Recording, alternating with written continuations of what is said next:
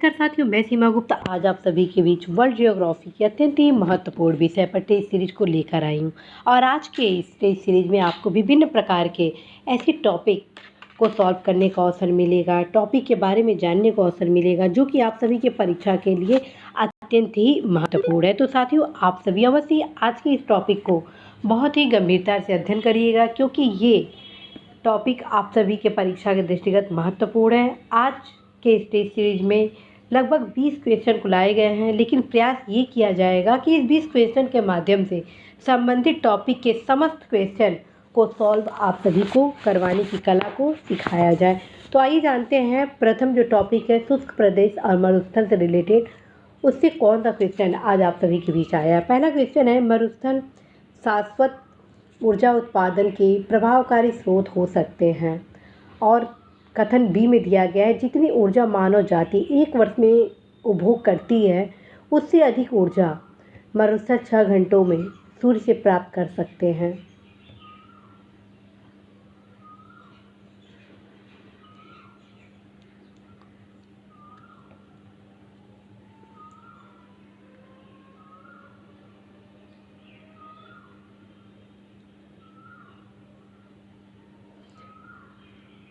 तो साथियों, सबसे पहले आप जानिए ये विचार दिया कौन। जर्मन वैज्ञानिक डॉक्टर गेहार्ड नाइन्स के अनुसार मानव जाति जितनी ऊर्जा एक वर्ष में उपभोग करती है उससे अधिक ऊर्जा विश्व के मरुस्थल मात्र 6 घंटे में ही प्राप्त कर लेते हैं। अतः मरुस्थल सतत ऊर्जा उत्पादन के प्रभावकारी स्रोत हो सकते हैं। अतः कथन एवं कारण दोनों सही है तथा कारण कथन की व्याख्या भी करती है। आप सभी को अवगत कराना है साथियों, जब भी कथन कारण के संबंध में आप प्रश्न को सॉल्व करें तो अवश्य ही दो माध्यम से इस प्रकार के क्वेश्चन को आप सॉल्व कर सकते हैं। पहला माध्यम है क्योंकि और दूसरा इसलिए। और देखिए कि यदि दोनों सही है और क्योंकि में और इसलिए में दोनों फिट हो जाता है, तब फिर आपका ऑप्शन ए सत्य हो जाता है। इस प्रकार साथियों, चूँकि ये दोनों सही है, व्याख्या भी सही किया जा रहा है, तो ऑप्शन आपका इसमें ए सही होगा। दूसरा क्वेश्चन आप सभी के बीच में, संसार का सबसे बड़ा मरुस्थल कौन सा है। संसार का सबसे बड़ा मरुस्थल कौन सा है।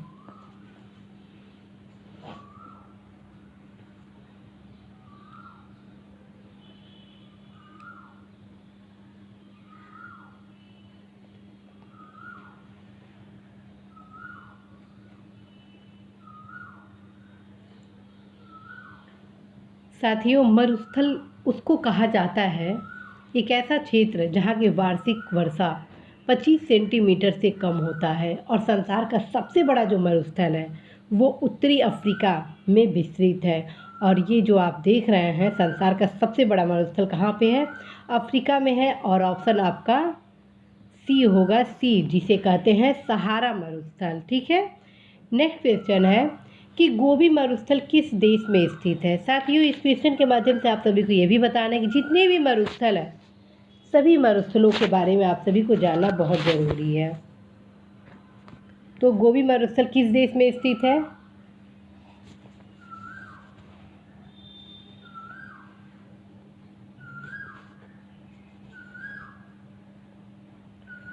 गोबी मरुस्थल साथियों मंगोलिया में स्थित है। ठीक है। गोबी मरुस्थल उत्तरी चीन और दक्षिणी मंगोलिया में स्थित विशाल मरुस्थल है। यह मरुस्थल अल्ताई पर्वत से घिरा हुआ है। इसी प्रकार साथियों, क्वेश्चन आता है कि इनमें विश्व का सबसे बड़ा रेगिस्तान कौन सा है। तो अभी आपको पहला जो क्वेश्चन बताया गया, दूसरा क्वेश्चन, वो सहारा है। ठीक है। इसी प्रकार क्वेश्चन आ जाएगा कि संसार का सर्वाधिक जनसंख्या वाला मरुस्थल कौन सा है। फिर इस स्थिति में साथियों थार मरुस्थल आ जाएगा। और थार मरुस्थल कहाँ पर है, भारत में है। ठीक है। तो संसार का सर्वाधिक जनसंख्या वाला मरुस्थल थार हो जाएगा। तकला मकान मरुस्थल कहाँ पर है, तो चीन में है, क्योंकि ये तकला मकान भी कई बार पूछा गया है। क्वेश्चन है कि सोरोरन मरुस्थल कहाँ है, तो यूएसए में है। कराकुम मरुस्थल कहाँ पे है, तुर्कमेनिस्तान में है। इसी क्रम में नेक्स्ट जो क्वेश्चन है इसी टॉपिक से रिलेटेड है, दक्षिण एशिया का सबसे बड़ा मरुस्थल कौन सा है।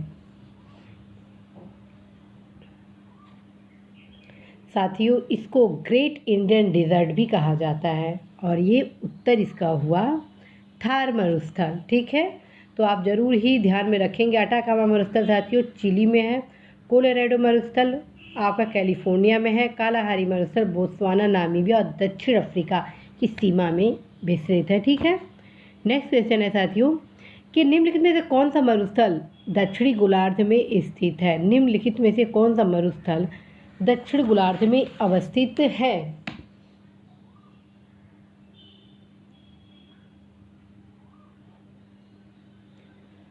साथियों इसका सही आंसर हुआ ऑप्शन ए कालाहारी। इसी प्रकार से साथियों उत्तरी गोलार्ध में कौन कौन से मरुस्थल स्थित है, किस किस महाद्वीप में कौन कौन से मरुस्थल का विस्तार है, किन किन देशों में कौन कौन से मरुस्थल हैं, हर मरुस्थल की क्या विशेषताएं हैं, ये सब कुछ साथियों आपको तैयार अवश्य ही करना होगा। शीतोष्ण कटिबंधीय मरुस्थल कौन से हैं, उष्ण कटिबंधीय मरुस्थल कौन से हैं, पृथ्वी का सर्वाधिक शुष्क क्षेत्र कौन सा है, तो अटाकामा मरुस्थल है। अटाकामा रेगिस्तान कहाँ पर स्थित है, तो दक्षिण अमेरिका में स्थित है। ये सारे क्वेश्चन आप सभी के परीक्षा के लिए अत्यंत ही महत्वपूर्ण है। तो आइए देखते हैं नेक्स्ट क्वेश्चन क्या है। नेक्स्ट क्वेश्चन जो आज के टॉपिक घास और मैदान से संबंधित है और घास के मैदान और महाद्वीप से संबंधित है।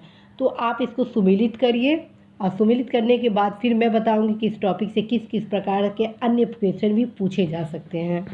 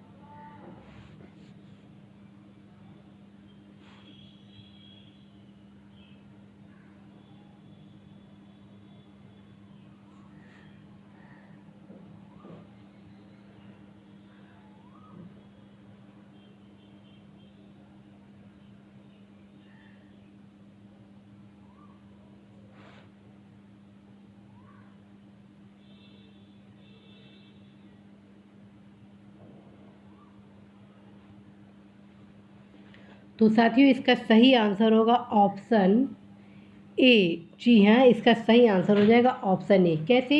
लानोज कहाँ पर है? दक्षिणी अमेरिका में। स्टेपी यूरोप में।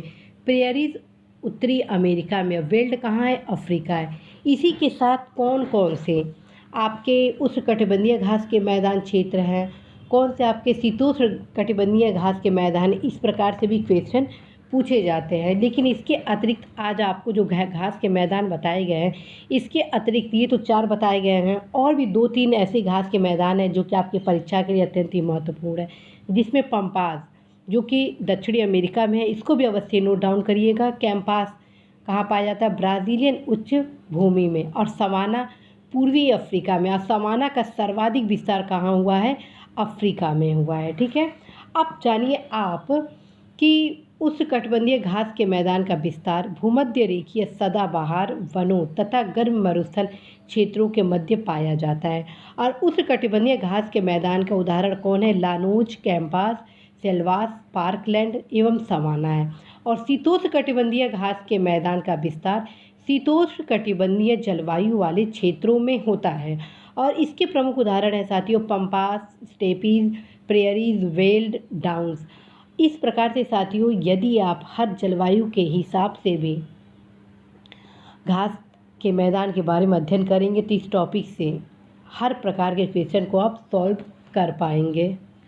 तो नेक्स्ट क्वेश्चन है साथियों, क्षेत्रफल की दृष्टि से निम्न देशों का सही आरोही क्रम कौन सा है? और ये टॉपिक है विश्व के देश एवं उनकी सीमाएं, अर्थात जितनी भी देश हैं उनकी सीमाएं से लगे जो देश हैं, क्षेत्रफल हैं, सब कुछ से रिलेटेड आप सभी को क्वेश्चन बताया जा रहा है। तो क्वेश्चन है क्षेत्रफल की दृष्टि से निम्न देशों का सही आरोही क्रम कौन सा है?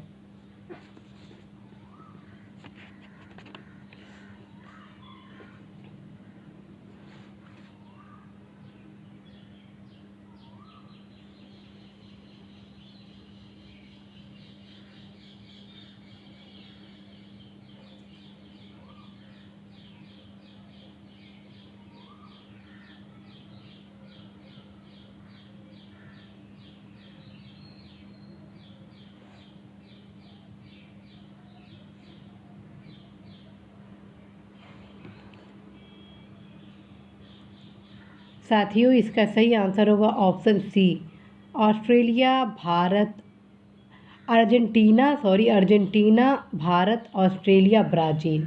ठीक है, क्योंकि इसमें आरोही क्रम पूछा गया है। ओके, और ये ध्यान रखिए, हमेशा इस टॉपिक की तैयारी करिएगा तो कम से कम 7 बड़े देशों का क्षेत्रफल की दृष्टि से तैयारी करिएगा। कम से कम 7 ऐसे देश को जनसंख्या की दृष्टि से भी तैयार करेंगे। सबसे बड़ा देश कौन सा है क्षेत्रफल की दृष्टि से? रूस है, उसके बाद कनाडा है, उसके बाद चीन है, उसके बाद अमेरिका है, उसके बाद ब्राज़ील है, उसके बाद ऑस्ट्रेलिया, उसके बाद 7वें स्थान पर अपने देश भारत के आते हैं। इसी प्रकार जनसंख्या की दृष्टि से चीन का प्रथम है, द्वितीय किसका है?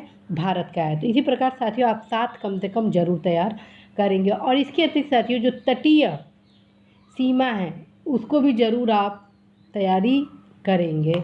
अब आते हैं नेक्स्ट क्वेश्चन। इनमें से कौन सा देश भारत के साथ सबसे लंबी स्थलीय सीमा बनाता है? इनमें से कौन सा देश भारत के साथ सबसे लंबी सीमा बनाता है?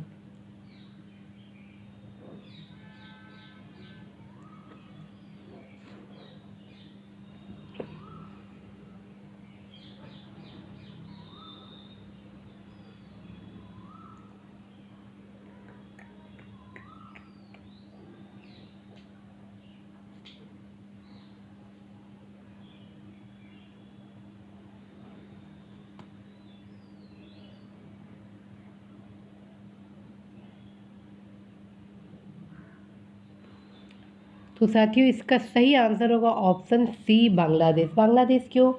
क्योंकि बांग्लादेश की जो सीमा भारत से लगी वो काफ़ी दंतुरित लगी है। इस प्रकार से क्षेत्रफल की दृष्टि से सबसे ज़्यादा लंबी सीमा बांग्लादेश से हो जाती है। नेक्स्ट क्वेश्चन है, हार्न ऑफ अफ्रीका के अंग है। हार्न ऑफ अफ्रीका के अंग हैं।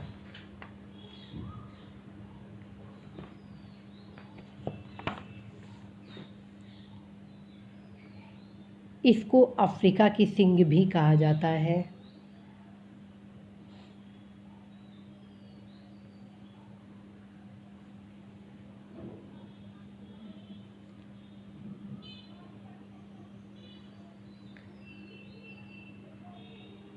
साथियों, ज्योग्राफी से संबंधित कुछ महत्वपूर्ण क्लासेस मेरे द्वारा लिए गए हैं। आप अवश्य ही प्लेलिस्ट में जाइए और ज्योग्राफी से संबंधित जो क्लासेस लिए गए उसको ज़रूर देखिएगा, जिसके अंतर्गत मेरे द्वारा बताया गया है कि बाल्कन कंट्रीज़ कौन से हैं, ठीक, कौन से कंट्रीज़ ग्रेट ब्रिटेन में आएंगे, किसको आप क्या कहते हैं, किन किन देशों में क्या शामिल है, सब कुछ आपको बताया गया है, जो कि बहुत ही महत्वपूर्ण है। जितने भी स्थल रुद्ध देश है सब कुछ बताया गया है आपको। तो हार्न ऑफ अफ्रीका के अंग में आते हैं ऑप्शन सी, सोमालिया, इथियोपिया और जिबूती।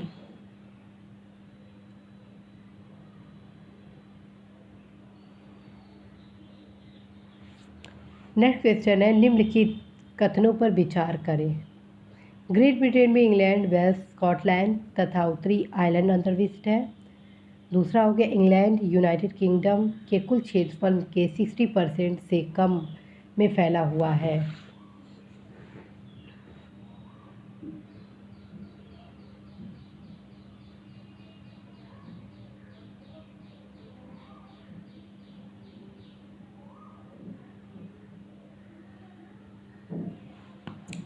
तो साथियों, इसका सही आंसर हुआ ऑप्शन बी, केवल 2, अर्थात इंग्लैंड यूनाइटेड किंगडम के कुल क्षेत्रफल के 60% के क्रम में फैला है।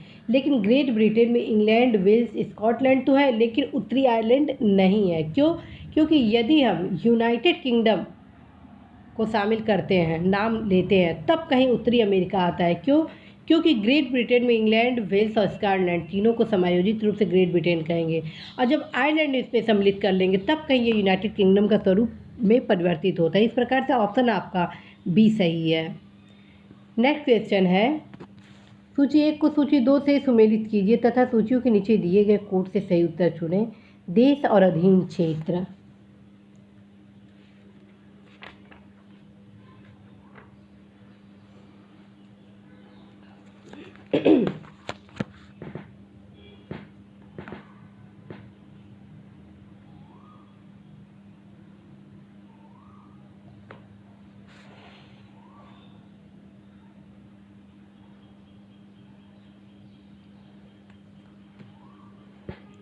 इसका सही उत्तर होगा साथियों ऑप्शन बी। जी हाँ, 4 3 2 1। कैसे? देखिए, ऑस्ट्रेलिया के अंतर्गत क्या आएगा? क्रिसमस द्वीप। डेनमार्क के अंतर्गत ग्रीनलैंड।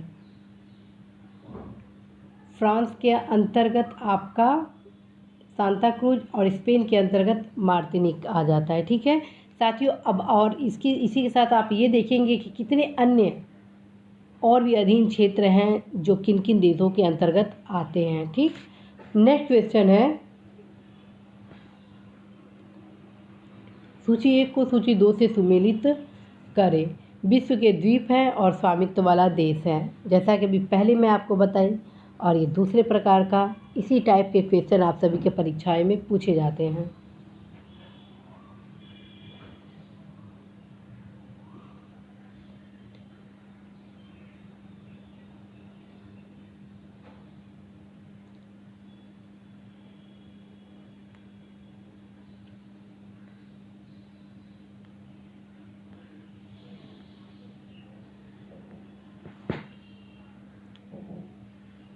इसका सही उत्तर होगा साथियों ऑप्शन ए। जी हाँ, इसका सही उत्तर होगा ऑप्शन ए, 4 3 2 1। ठीक है, कैसे? इल्यूशन द्वीप वाला स्वामित्व वाला देश कौन सा है?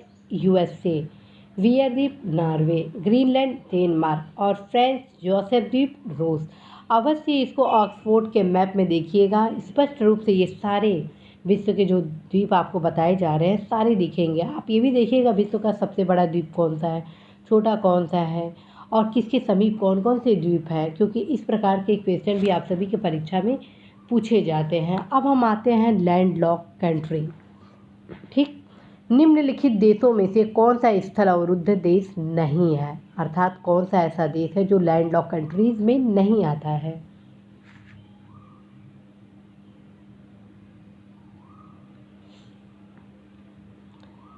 इस टॉपिक से रिलेटेड क्लासेस ऑलरेडी मेरे द्वारा लिए जा चुके हैं कि कौन कौन से ऐसे देश हैं जो लैंड लॉक कंट्रीज़ में आते हैं। आप अवश्य ज्योग्राफी के प्लेलिस्ट में जाएं, देखें कि कौन कौन से ऐसी कंट्री हैं जो लैंड लॉक हैं। तो साथियों, इसका सही आंसर होगा option B, Liberia. Liberia land lock country नहीं है। ठीक है, और कौन कौन से? लगभग बहुत से ऐसे देश हैं जो कि लैंड लॉक कंट्री है, जैसे अफ़गानिस्तान हुआ, ऑस्ट्रिया हुआ, भूटान हुआ, बुर्किना फासो हुआ, चाड हुआ, हंगरी हुआ, लाओस हुआ, लग्जमबर्ग हुआ, माली हुआ, नेपाल हुआ, रवांडा हुआ, सर्बिया हुआ, स्विट्ज़रलैंड है, Uganda, Zambia, Zimbabwe, Kosovo, Vatican City, Uzbekistan, Tajikistan, Turkmenistan, Slovakia, Swaziland, San Marino, दक्षिण Sudan, Niger, Paraguay, Moldova, Mongolia, Macedonia, Malawi, Lesotho, लिechtenstein, कजाकिस्तान, किर्गिस्तान, चेक Republic, Ethiopia, Burundi, Central Africa Republic, Bolivia, Botswana, Azerbaijan, Belarus, Andorra, Armenia. लगभग ये सारी जो countries हैं ये सारी की सारी लैंड लॉक कंट्रीज़ हैं। अवश्य ही आप मैप में ये सारी जितनी कंट्रीज़ का मैं नाम अभी के सामने बताई हूँ कुछ ज़रूर देखिएगा। साथ में साथियों, जब भी आप पढ़ा करें तो हमेशा अपने दृष्टिकोण को व्यापक बनाएं, क्योंकि वर्ल्ड ज्योग्राफी से वही व्यक्ति पूरे के पूरे क्वेश्चन सही कर सकते हैं जो कि मैप पे अच्छे से तैयारी करें। और ये जो चैप्टर है बहुत ही इजी चैप्टर है। तो नेक्स्ट क्वेश्चन है, निम्नलिखित देशों में से कौन सा देश स्थल बाधित है, अर्थात लैंडलॉक है।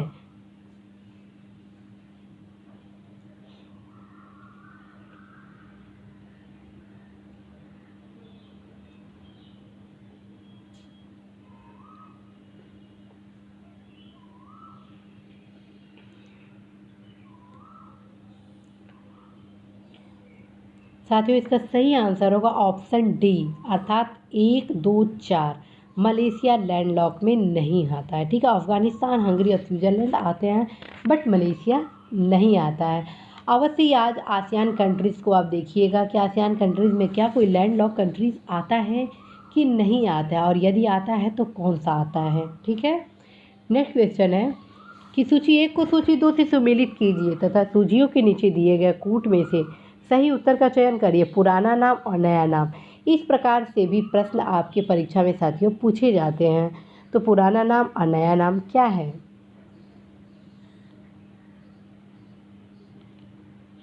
भारत के महत्वपूर्ण जिलों के संबंध में भी कई बार क्वेश्चन पूछा गया है।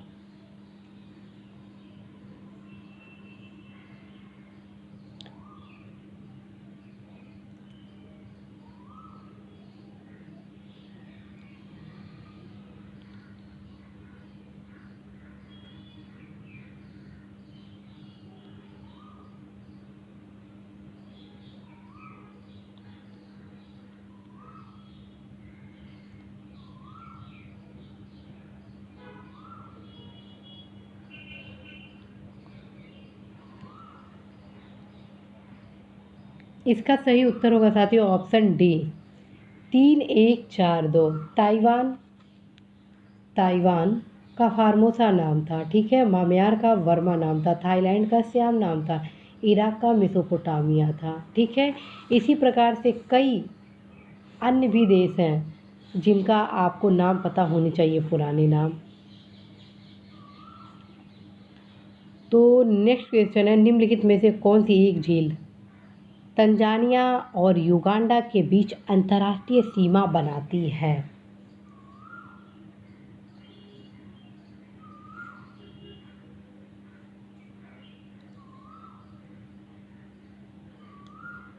तो साथियों इसका सही आंसर हो गया ऑप्शन सी विक्टोरिया। विक्टोरिया झील तंजानिया और युगांडा के बीच अंतर्राष्ट्रीय सीमा बनाती है। इसी प्रकार क्वेश्चन आ सकता है कि रियो ग्रांडे नदी सीमा बनाती है, तो उत्तर हो जाएगा मैक्सिको और यूएसए के मध्य। क्वेश्चन आ जाएगा कि मैकमोहन सीमा किन दो देशों के बीच है, रेडक्लिफ लाइन किन दो देशों के बीच है, तो मैकमोहन लाइन किन दो देशों के बीच है, भारत और चीन, और रेडक्लिफ आपका भारत और पाकिस्तान के मध्य है। इसी प्रकार क्वेश्चन आ जाएगा कि 38वीं अर्थात 38वीं समानांतर सीमा रेखा किन दो देशों के मध्य है, उत्तर हो जाएगा उत्तरी कोरिया और दक्षिणी कोरिया। तो साथियों आप ये जो भी क्वेश्चन है उसको ज़रूर आप पढ़ें। निश्चित रूप से यह टॉपिक आप सभी के लिए बहुत ही खास है, सरल है। अब नेक्स्ट जो है क्वेश्चन काफ़ी इंटरेस्टिंग है, कैपिटल से रिलेटेड। निम्नलिखित युग्मों में से कौन सा एक सही सुमेलित नहीं है? Slovenia, Seychelles, Sierra Leone, Uzbekistan के जो राजधानी है उसके बारे में यहाँ पूछा जा रहा है।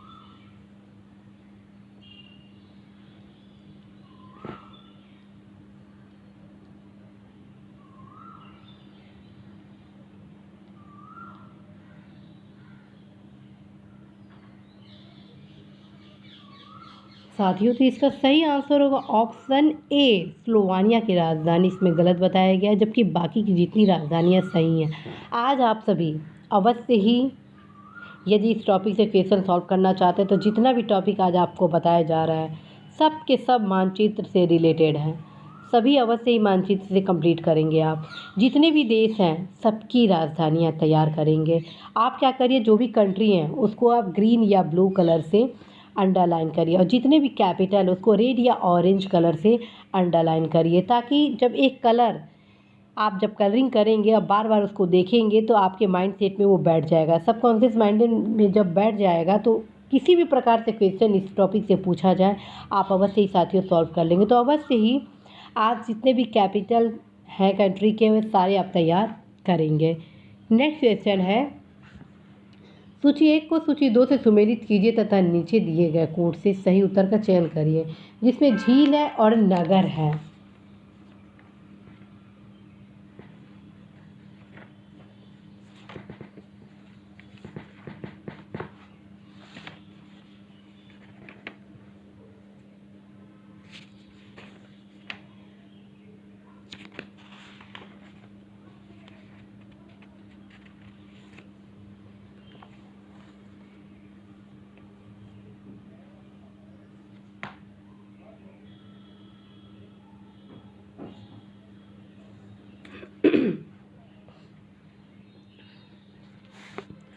तो साथियों इसका सही आंसर होगा ऑप्शन डी, ठीक है। Option D 2 3 4 1 2 3 4 and 1।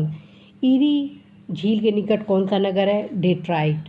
मिशिगन झील के निकट कौन सा नगर है? गैरी। ओंटारियो झील के निकट कौन सा नगर है? मिल्टन। सुपीरियर झील के निकट कौन सा नगर है? डुलूथ। आप अवश्य ही इन सारी झील को देखिएगा और इसके अलावा आप उत्तर से दक्षिण इन झीलों का क्रम देखेंगे, पूरब से पश्चिम इन झीलों का क्रम देखेंगे, प्लस क्षेत्रफल की दृष्टि से भी इन सारे झीलों का क्रम देखेंगे। इसके अलावा साथियों, किन किन महाद्वीपों के जो महत्वपूर्ण जितने झील हैं सारा आज आप मैप से कंप्लीट करेंगे। आप सभी को मैं अवगत करा चुकी हूँ कि इस प्रकार के जितने क्वेश्चन हैं साथियों, अनिल केसरी के विश्व के मानचित्र से संबंधित जो पुस्तक है उसमें सारा कुछ दिया गया है। और यदि अनिल केसरी से संबंधित विश्व का मानचित्र का पुस्तक आपको नहीं मिल रहा है तो आप अवश्य की सिद्धार्था के वर्ल्ड ज्योग्राफी मैप से रिलेटेड जो बुक्स है उसको आप ले सकते हैं। उसमें भी मैक्सिमम प्रयास किया गया है फैक्ट को समायोजित करने के लिए। तो साथियों देखते हैं नेक्स्ट क्वेश्चन कौन सा है। मध्यरात्रि का सूर्य दिखाई देता है, मध्यरात्रि का सूर्य कहाँ दिखाई देता है?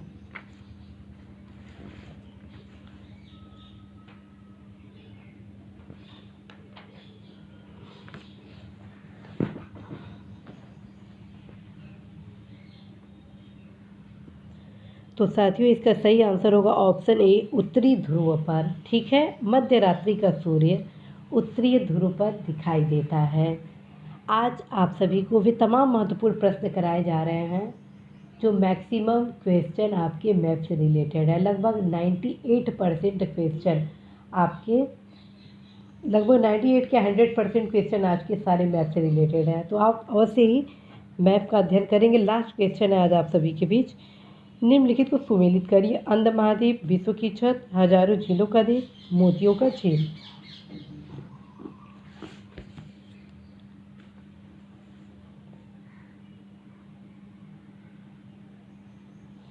और इसका सही उत्तर होगा साथियों ऑप्शन बी। ठीक, 3 4 1 2 3 4 1 एंड 2। ठीक है, अंध महाद्वीप किसको कहते हैं? अफ्रीका को। विश्व की छत पामीर का पठार, हजार झीलों का देश फिनलैंड, मोतियों का द्वीप या फारस की खाड़ी का मोती बहरीन को कहा जाता है। ये जो चारों क्वेश्चन अभी आपके बीच आया है ये सेपरेट भी क्वेश्चन आप सभी के परीक्षा में पूछे जाते हैं। साथियों इस टॉपिक से कई प्रकार से क्वेश्चन पूछे जा सकते हैं। क्वेश्चन पूछे जा सकते हैं पूरी समुद्र की स्वामिनी का नाम क्या है, तो श्रीलंका हो गया। क्वेश्चन आ जाएगा कि संयुक्त राज्य अमेरिका के किस राज्य को ब्लू ग्रास स्टेट भी कहा जाता है, तो उत्तर हो जाए, इसका आंसर हो जाएगा केंटुकी।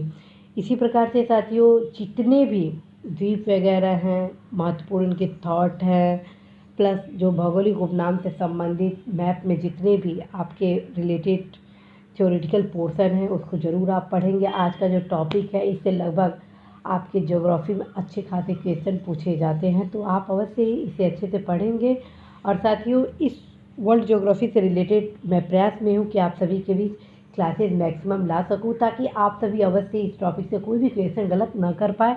लेकिन फिर से एक बार कहूँगी, विदाउट मैप क्लासेस अर्थात self classes you can't achieve very good response. ठीक, और सेल्फ क्लासेस कैसे करेंगे, खुद ही आपको प्रैक्टिस करना होगा, वही आपका सेल्फ क्लासेस है। तो आप अवश्य ही आज कितना उत्तर सही किए, क्योंकि आज आप सभी के बीच 20 क्वेश्चन आप सभी के बीच आए हैं और ये देखना है कि 20 क्वेश्चन में आप कितने प्रश्नों का सही उत्तर दिए हैं, क्योंकि आपके उत्तर से यह क्या मैं होंगी कि आपका मैप पे स्टडी कैसा है।